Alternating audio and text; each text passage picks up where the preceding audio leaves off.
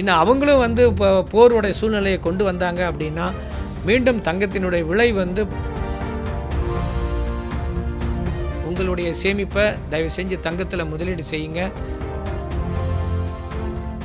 தங்கத்தை பொறுத்த வரைக்கும் கோயம்புத்தூர்ன்றது ஒரு முக்கியமான மார்க்கெட்டுங்க. தங்க நகை உற்பத்தின்றதுக்கு சவுத் இந்தியாவில் அதிக அளவில் உற்பத்தி எந்த அளவுக்கு இருந்தது, இப்போ எந்த அளவுக்கு குறைஞ்சிருக்கா இல்லை கூடி? இப்போ நீங்கள் கோவைன்னு எடுத்தீங்கனாலே இந்தியாவில் 3வது பெரிய நகரம், அதிகமான தங்க நகைகளை தயாரிக்கக்கூடிய இந்த கோவை நகரம். இங்கே வந்து சுமார் ஒரு வருஷத்துக்கு 100 டன் எடை கொண்ட தங்க நகைகளை வந்து தயார் செய்து உள்நாட்டிற்கும் மேல்நாட்டிற்கும் வணிகம் செய்து வருகிறோம் நாங்கள். இப்போ இந்த வரிச்சுமை வந்து இந்த மாதிரி ஒரு தங்கத்தினுடைய விலை வந்து யாருமே பார்க்காத ஒரு உச்சத்தை வந்து இன்றைக்கி அடைஞ்சிருக்குது. எப்பவும் வந்து நடக்கிற வியாபாரத்திலிருந்து ஒரு 30% தான் இன்றைக்கி வியாபாரம் நடக்குது.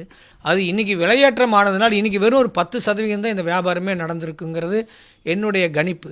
ஏன்னா மக்கள் வந்து இன்றைக்கி வாங்கிறதா வேண்டாமா, வாங்கின பிறகு ஒரு 4 நாளைக்கு 2 நாளைக்கு முன்னால் ஒரு $100 $120 இறக்குனாங்க. அப்போ வந்து மற்ற நாடுகளெல்லாம் என்ன செஞ்சாங்க, வேறு நாடுகளில் அவங்களுடைய தங்கங்களுடைய இருப்பு வந்து ஐரோப்பிய நாடுகளில் பல வங்கிகளை வச்சுருக்கிறாங்க. இப்போ இந்தியாவே இன்னொரு 165 டன் வந்து ஐரோப்பிய நாடுகளில் இருக்குது, லண்டனில் இருக்குது. அதை மீண்டும் கொண்டு வர வேண்டிய சூழ்நிலை ஏற்பாடு பண்ணிகிட்ருக்குறாங்க. காரணம் என்ன அப்படின்னா, ஏதாவது ஒரு போர் இல்லை ஏதாவது ஒரு வர்த்தக போர் எங்கேயாவது நடந்து இவர்கிட்ட நகை வாங்கக்கூடாது, அவர்கிட்ட பொருளை வாங்கக்கூடாது அப்படின்னு சில சூழ்நிலைகள் வரும் பொழுது நம்ம தங்கம் அது வந்து நமக்கு பயன்படாமல் போயிடும். நீங்கள் ஒரு ரஷ்யாவுக்கு இந்த மாதிரி வரும் பொழுது, உக்ரைனுக்கு ஒரு போர் வரும் பொழுது அமெரிக்கா என்ன செஞ்சாங்க, ரஷ்யாவோட யாருமே வர்த்தகம் செய்யக்கூடாது, அவருடைய மூலதனங்கள் எங்கெங்கே இருக்கோ அதையெல்லாம் முடக்குங்கன்னு சொல்லியிருந்தார். இப்போ உலக நாடுகளில் எங்கெங்கே இருந்தோ எல்லாத்தையும் முடக்குனாங்க. ரஷ்யாவும் இந்தியாவும் மாத்திரம் நம்ம வந்து ஒரு நல்லுறவில் அமெரிக்காவோட இருந்தனால நம்ம வந்து ரஷ்யாவோட நமக்கு அத்தியாவசியது மாத்திரம் க்ரூட் ஆயில் அதை மாத்திரம் நம்ம வாங்கிக்கிட்டோம்.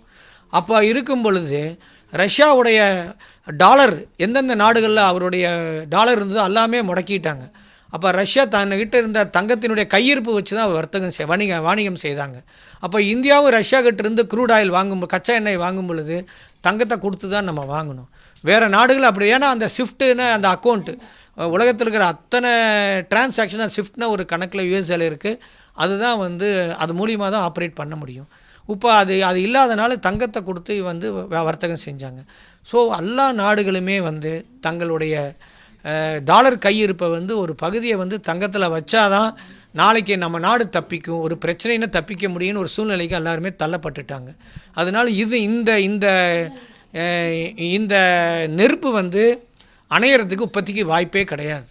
இது மிகப்பெரிய ஒரு நம்ம ஒவ்வொருத்தருடைய லைஃப்பில் தங்களுடைய வாழ்க்கையில் பார்க்காத ஒரு சூழ்நிலை.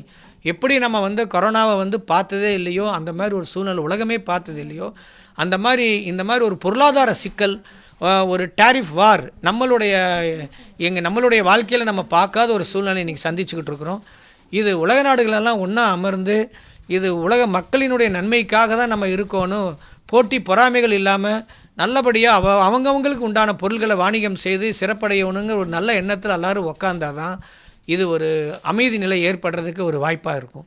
ஸோ அதனால் இப்போதைக்கு இந்த தங்கத்தினுடைய விலை ஏற்றத்தினால கோவையில் எங்களுக்கு இருக்கிற வேலை வாய்ப்பு வந்து இன்றைய நிலையில் 10% தான் இருக்குது. இப்போ நீங்கள் ஒரு வாரம் முன்னால் பார்க்கும்போது ஒரு 30% இருந்தது. இப்படியே இருந்துச்சு அப்படின்னா இந்த தொழிலை நம்பி வாழக்கூடிய அனைவருக்குமே அவங்களுடைய வாழ்வாதாரம் வந்து கேள்விக்குறியாகும் தான் என்னுடைய தாழ்மையான கருத்துங்க. அதே போல் நீங்கள் வந்து உற்பத்தியை பற்றி சொல்கிறீங்க, சில்லறை வணிகத்தில் எந்த அளவுக்கான பாதிப்பு உருவாக்கியிருக்கு? வரக்கூடிய மக்கள் இப்போது ஒரு சவரன் வாங்குறேன் அப்படின்னு சொல்லி வரவங்க எவ்வளோ வாங்கிட்டு போகிறாங்க, அந்த அளவுக்கு சில்லறை வணிகத்தில் எந்த அளவுக்கு பாதிப்பு இருக்குது? இப்போ சில்லறை வணிகத்தார் தான் முதல்ல பாதிப்பு ஆகுங்க. இப்போ சில்லறை வணிகத்தை வந்து அவங்கள அணுகிறவங்க வந்து நுகர்வோர்கள், எண்ட் யூசர், கஸ்டமர்ஸ். அவங்க வந்து சில்லறை வணிகர்கள்கிட்ட அவங்க வர்த்தகம் செய்யலை அப்படின்னா மொத்த வியாபாரிகளுக்கு வராது, மொத்த வியாபாரிகளுக்கு வரலை அப்படின்னா பொற்கொள்ளர்களுக்கு வராது. அப்போ அந்த இடத்துல எல்லாமே அடிபட்டு போயிடும், அந்த வேலை வாய்ப்பு வந்து குறைஞ்சிக்கிட்டே வரும்.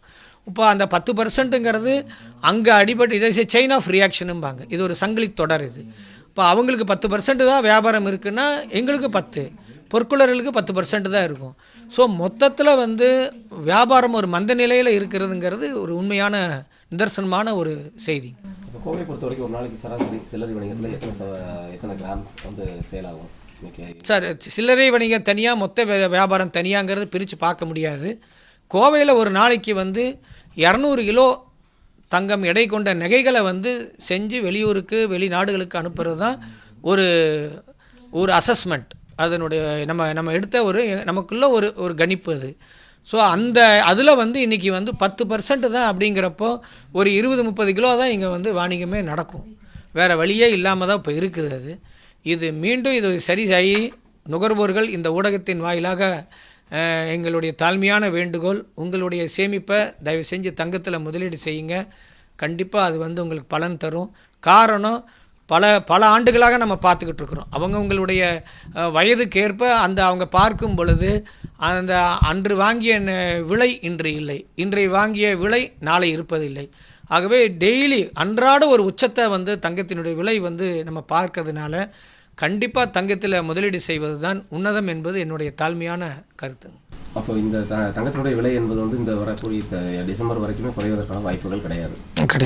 வாய்ப்பு எது வரைக்கும் அந்த உச்சத்தை வாய்ப்பு இல்லை. இது வந்துங்க, இதுக்கு ஒரு பேரியர் கிடையாது. இது இந்த மாதத்துக்கு அப்புறம் இது இறங்கிடும் அப்படின்னு சொல்ல முடியாது. தங்கம் வந்து it's nothing but other form of currency.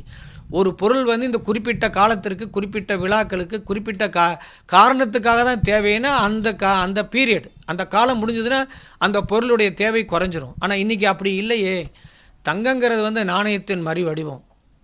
அப்போ அந்த நாணயத்தின் மறு வடிவமாக இருக்கும் பொழுது அவர்களுடைய சேமிப்பை வந்து ஒரு குறிப்பிட்ட தொகையாவது நம்ம வந்து தங்கத்தில் வந்து முதலீடு செய்யணுங்கிறது வந்து அரசாங்கத்திலிருந்து கடைகோடி ஒரு சிட்டிசன் அவங்க வந்து அதைத்தான் விரும்புகிறாங்க. இன்றைக்கி இந்தியா கிட்ட வந்து 858 டன்னு தங்கம் இருக்குது. போன வருஷம் மாத்திரம் 2024-25 71 டன்னு தங்கம் வந்து நம்மளுடைய மத்திய வங்கி வந்து ரிசர்வ் வங்கி வந்து வாங்கியிருக்கிறாங்க. அப்போது ஒரு நாடே வந்து அதைத்தான் நம்பி இருக்குது. அப்போ ஒரு சாதாரண மக்கள் வந்து தங்கத்தில் முதலீடு செய்கிறதுங்கிறது வந்து சொல்லித்தர வேண்டியதே இல்லை. எல்லாத்துக்குமே தெரியும். என்னைக்கு இருந்தாலும் நம்ம கை கொடுக்கறது தங்கம் தாங்கிறது தெரியும். எது வரைக்கும் போவதற்கான வாய்ப்புகள் இருக்கு? இல்லை, இப்போ எங்களுடைய கணிப்பு வந்து இன்னொரு 4 மாத காலத்தில் 1 லட்ச ரூபா ஒரு பவுன் வருங்கிறது வந்து எங்களுடைய கணிப்பு. அது பலருடைய கணிப்பு அப்படி தான் இருக்குது. நம்ம தொழில் வல்லுநர்களெல்லாம் பல பேர் அமெரிக்காவில் இருக்காங்க, லண்டனில் இருக்காங்க. அவங்க அப்பப்போ அவங்க பேட்டி கிட்கோன்னு இருக்காங்க, அவங்கெல்லாம் பேட்டி கொடுத்துட்டு தான் இருக்கிறாங்க. தங்கத்தினுடைய டாலர் வந்து $3500 $4000 சொல்லியிருக்கிறாங்க. இன்றைக்கி $3227 பிச்சாயிருச்சு. அப்போ இன்னொரு $280 $270 தான் நம்ம வந்து கணக்கில் இருக்குது. அது இந்த மாதிரி ஒரு ஏற்றத்தாழ்வுகள் இருந்ததுன்னா ஒரே நாளில் $100 ஏறின பீரியட் நேற்று முந்தா நேற்றுலாம் அப்படி தான் ஆச்சு. ஒரே நாளில் $120 இருந்துச்சு, ஒரே நாளில் $150 ஏறிடுச்சு. ஸோ இது வந்து எதையும் நம்ம நிர்ணயிக்க முடியாது. இதுக்கு ஒரு எல்லையும் கிடையாது. எந்த உச்சத்தை வேணால் தொடர்றது ஒரு சூழ்நிலை தான் நம்ம பார்க்குறோம். இது